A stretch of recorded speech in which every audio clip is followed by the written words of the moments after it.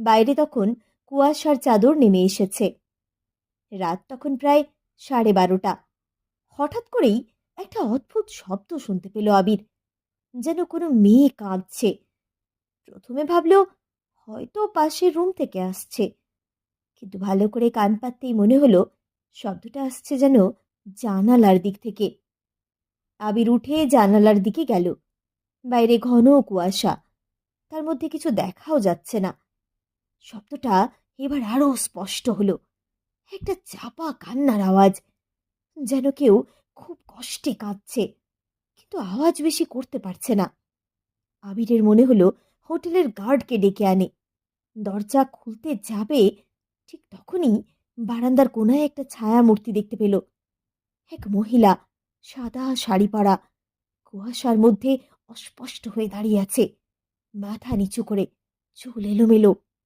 আবিরের গলা শুকিয়ে গেল, সে এক পা পিছিয়ে গেল, কিন্তু ঠিক তখনই মহিলা মুখ তুলে তাকালো। আর ঠিক সেই মুহূর্তেই আবিরের শরীর অবশ হয়ে গেল, কারণ তার মুখে কোনো চোখ, নাক, মুখ ছিল না, যেন একটা ফাঁকা, ধোঁয়ায় ঢাকা চেহারা। আবির ধপ করে পাল্লাটা বন্ধ করে দিল। বুক ধড়ফড় করছে, মনে হলো দরজার বাইরে কেউ ধীরে ধীরে হাঁটছে। দরজার কাছে এসে থেমে গেল। কয়েক সেকেন্ড পর একটা হালকা চাপা হাসির আওয়াজ এলো, আর তারপর হঠাৎ সব নিস্তব্ধ হয়ে গেল। সারা রাত আলো জ্বালিয়ে বসেছিল আবির। জানলা আর দরজার দিকে একবারও তাকানোর সাহস হয়নি। বাইরে কোনো শব্দ ছিল না, শুধু কুয়াশার মধ্যে যেন একটা চাপা গুঞ্জন লুকিয়েছিল। সকাল হতেই আবির দ্রুত রিসেপশনে গিয়ে ঘটনার কথা জানালো।